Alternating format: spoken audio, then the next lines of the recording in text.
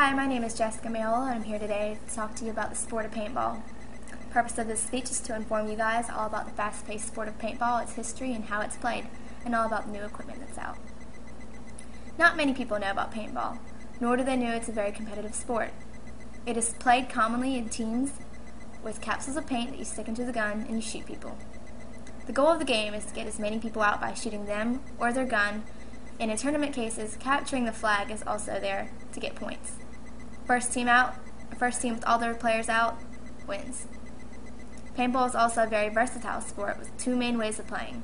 You have woods ball, which is played in the woods with using trees as bunkers. You dress up in camo and everyone just goes at each other trying to shoot each other.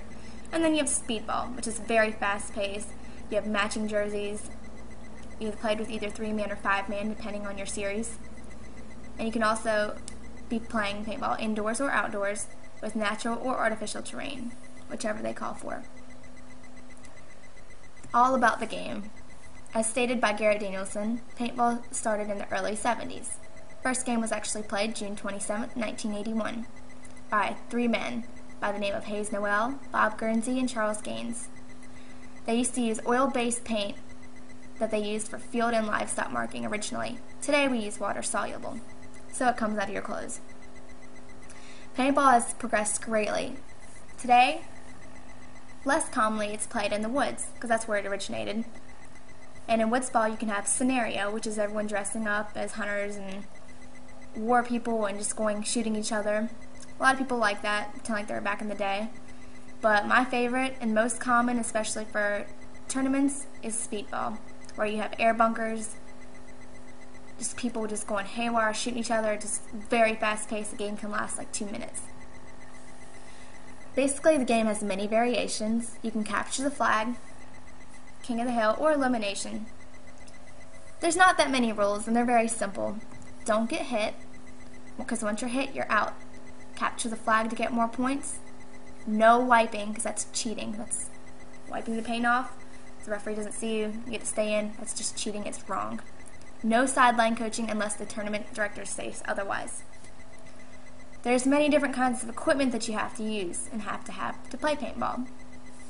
For one, you have to have a gun. Something like this. This is modern from 2008. You have to have a mask. This is mandatory on the field at all times.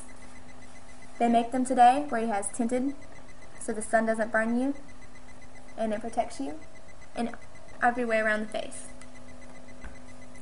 For all the high rollers out there, the fast-paced people that are real good, you have your glove that protects your hand when you're shooting. You also have pants, and you have many different kinds of jerseys. I'll show you a couple here. Typically look like this with your name on the back and your number. They come in numerous different colors, different styles. This one has padding built into it and a lens cloth. Different designs. And your sponsors can also be listed on the jersey, such as this one. Also, you'll need cleats to keep you from sliding around in the dirt. Get you good traction when you're sliding and diving into bunkers. And you'll also need a pod pack that goes around you, and you stick your pods with paint, and as you shoot, you take them out and pour them in as you're shooting.